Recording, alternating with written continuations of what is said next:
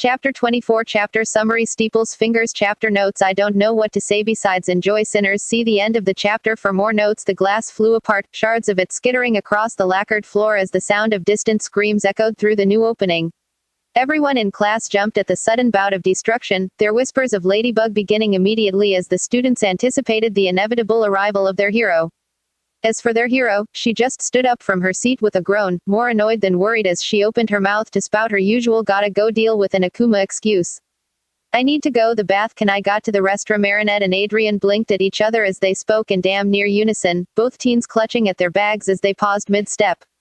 Absolutely not their teacher cut in, waving for her students to take their seats as she tentatively went to investigate the window. I want everyone to remain in the classroom until Marinette was almost relieved when a giant hand scooped up her squealing instructor, yanking the woman out of the building with a crooning call of "There you are, darling."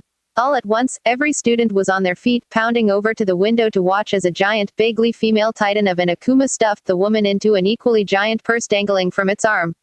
The monster stomped off with its prize, exiting the courtyard with purpose as it set a course down the street running parallel to the school. Thankful for the distraction, Marinette made for the door.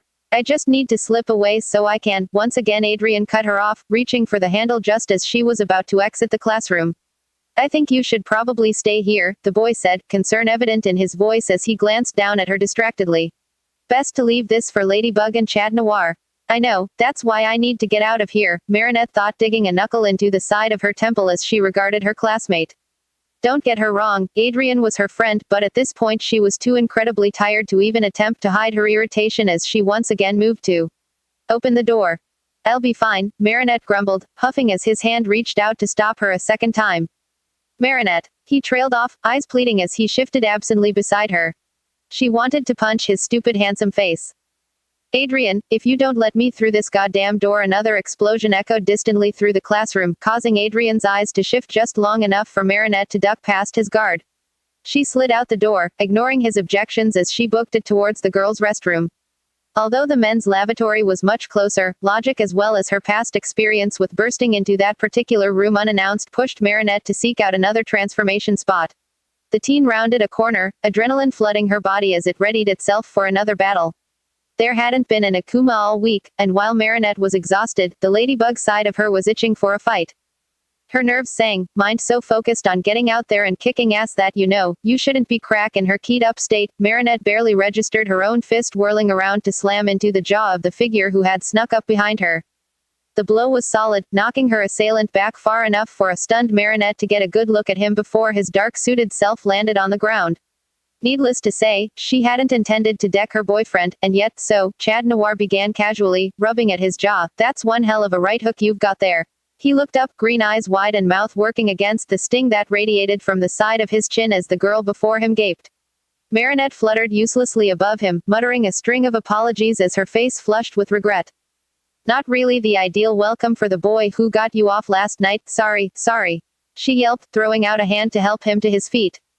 This wouldn't be the first time she had interacted with Chad as Marinette, but she hadn't seen him as her civilian self since the two of them had become a couple, and that new closeness made her uneasy around him. Exposed. I guess I'm just a bit jumpy today. Don't even worry about it, I've taken worse hits. Here Chad rolled his shoulders, popping his head from side to side as he flashed a confident smile. Besides, I am incredibly strong. Well, at least she hadn't concussed him. Marinette felt her guilt ebb away, figuring if he was coherent enough to boast, he wasn't all that hurt in the first place. She resisted the urge to roll her eyes, turning to enter the bathroom. Well, in that case I'll leave you to your job, hero. Not so fast, I need to know you'll be safe. A flash of irritation crossed her face as his gloved hand pressed against the restroom door. What is it with boys not letting me go places today? This time Marinette did roll her eyes, extracting his grip as she slid closer to her destination. Don't you have better things to be doing besides playing hall monitor? She asked pointedly, inclining her head as another muted crash boomed down the corridor. Not until you're back in a classroom I don't.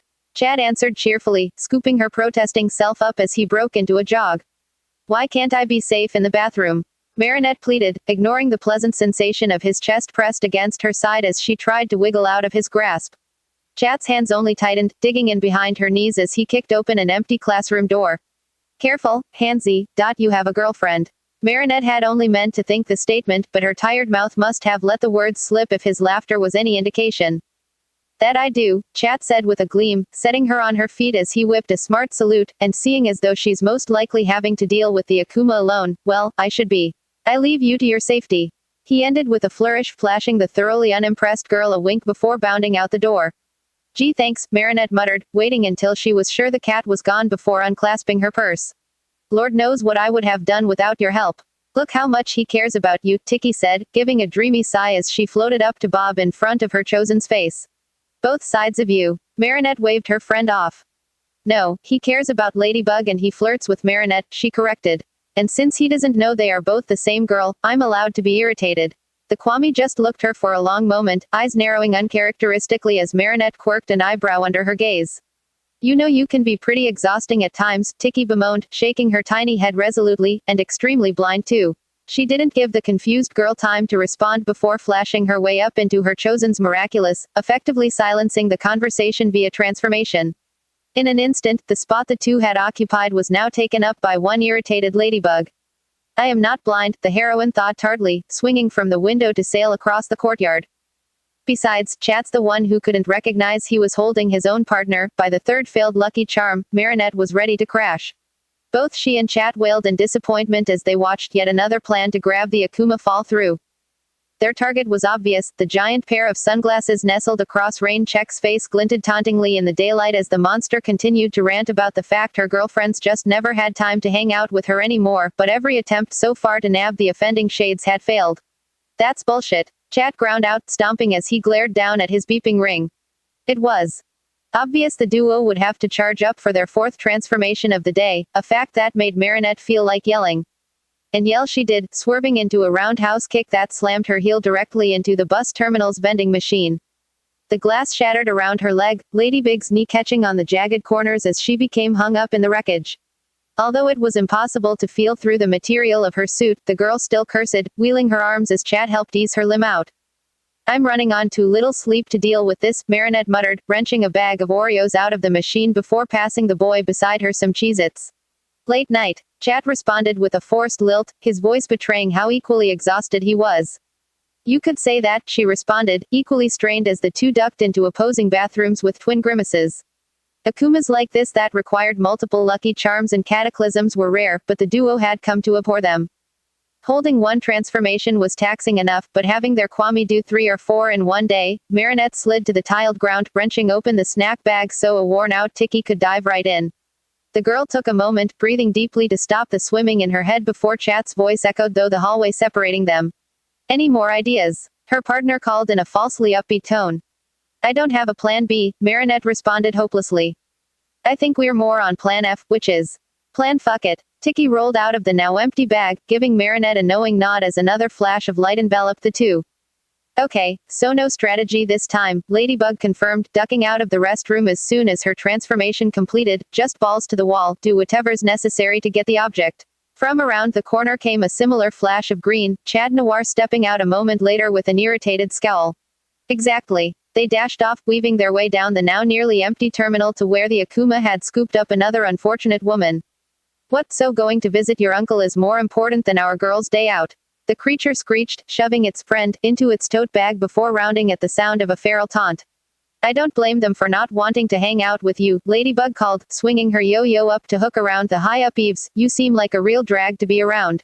The heroine swung forward, launching herself towards the ceiling as Chat circled behind their target. You won't be so cocky when I take your miraculous, Ladybug. Yeah, 'cause that'll happen. Why don't you tell Hawkmoth to bite my ass? The Akuma screeched again, winding up its purse for another strike as a metal staff swiped against its ankles. A flash of red swooped down atop the struggling monster, and the struggle began anew. Despite their exhaustion, Ladybug and Chad Noir fought with a single-minded fervor, discarding tact for sheer force as they tackled their giant foe. Neither of them dared invoke their special powers, knowing the act would all but deplete their transformations, so melee was the name of the game. Chat with his staff, Ladybug with her yo-yo, and both with flying kicks and jabs, the two were relentless. And finally, after about another 20 minutes of struggle, Marinette managed to dislodge the glasses with a triumphant yell. A harsh crack echoed through the bus terminal, the bridge of the lenses snapping over her knee with a satisfying crunch. Marinette almost wept with joy as she saw the dark butterfly flutter up from the pieces, and from the look on Chat's drooping face, he was equally as relieved. Ladybug cleansed the Akuma, rounding up her failed lucky charms a peacock feather, an ice cube tray, and most confusing of all a life-sized cutout of jagged stone before she hoisted all three into the air. It never ceased to amaze Marinette just how quickly things went back to normal, especially after long fights like this. In a matter of seconds the entire terminal was sparkling, the only thing out of place being a small group of dazed women sprawled across the floor a few paces away. Well that, and the exhausted look that took root across Chat Noir's face. Ladybug turned for their usual fist bump and had barely enough time to grab him beneath his armpits as the teen wobbled over in a faint. Chat, she questioned, the first whispers of genuine concern beginning to creep their way into her voice as she propped him up against her. Chat, are you all right? You's tired as all, he responded, giving what he may have thought was an encouraging smile but came out more like a wince. Marinette mentally kicked herself, hunkering over to hoist the objecting boy over her shoulders. He's on his 5th transformation, plus still recovering from my earlier punch. Why didn't I let him rest earlier? She quieted his concerns with murmured reassurances, ignoring her own fatigue as she reeled them both up and out of the terminal via skylight.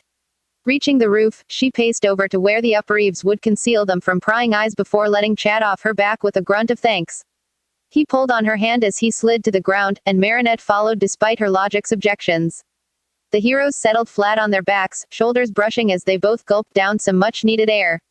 The almost October weather, paired with the fact that it was nearing sunset, meant the atmosphere was crisp, not quite cold but pleasingly chilly against their battle-flushed faces. Marinette exhaled, letting her tired muscles finally, mercifully unwind as she almost melted into the concrete beneath her.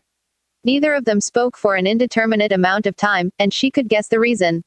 It was obvious they were both thinking not only about today's Akuma, but also, so when are we going to discuss the fact we sexted each other last night?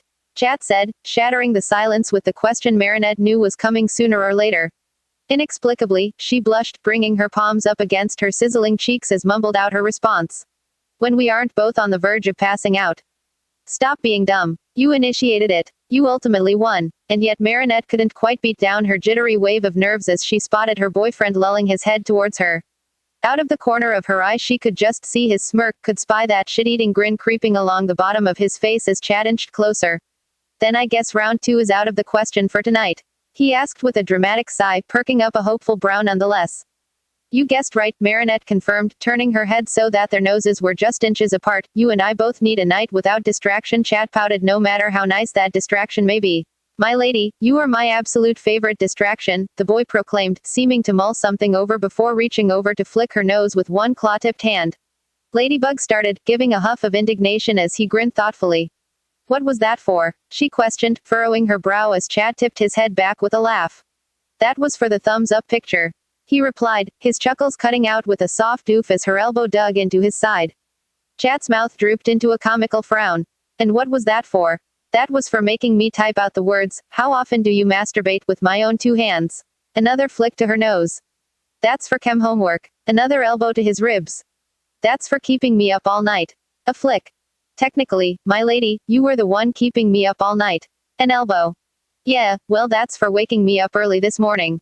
But I didn't text you this morning, Chat said softly, propping himself up on one elbow as he glanced down at her. Marinette bothered her lip, hissing as she realized her mistake. His eyes followed the movement, and the weight of them pressed on her like a touchless kiss. You don't have to text me to wake me up early, is what she wanted to say, what would have been the suave thing to say. But instead Marinette just gave a sheepish grin, hoping her shrug was explanation enough for the boy. It sure was a lot easier teasing him over the phone, she thought with a gulp, feeling exposed under his green eyes as he seemed to draw a conclusion from her lack of a response. Slowly, Chat rolled atop her, eye contact never wavering as he wiggled on his elbows down the length of her body. Marinette held in her squeak, you are in control. You have the upper hand, as she felt the inch of air between them heat immediately, Chat's body ghosting over her own before finally resting fully against her.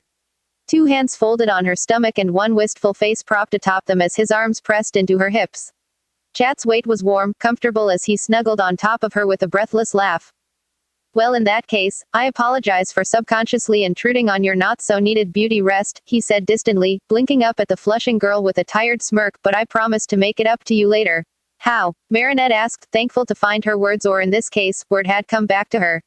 Chat yawned, spurring her to do the same. What time is it, I wonder? I'll get back to you on that after my cat nap, and with that, Chad Noir plopped his head down on her abdomen, body relaxing as he melted into her. Marinette warred with herself, screwing up her brow as his tempered breathing only confirmed he had immediately fallen asleep. Reason screamed at her to not let this happen, to poke him awake and run home before Fantasy got the best of her. Fantasy obviously disagreed. Just 2 minutes, it whispered, with honey-sweet assurances that everything would be all right, just 2 minutes and then you both can go home and sleep soundly. It was fantasy or perhaps exhaustion that won out, that victorious force prompting Marinette to close her eyes just for a moment. Just long enough to enjoy his warmth atop her, his legs between hers, his breath against her ribs and his all-around presence. Just long enough for her to truly relax, and unwind, and when she woke up, the sight of the dark sky told Ladybug it had not been just 2 minutes. The sight of a snoozing red Kwame told Ladybug she was no longer Ladybug, but Marinette. And the sight of an equally snoozing black Kwame told Marinette Chad Noir was no longer Chad Noir. Chapter End Notes. SUFFER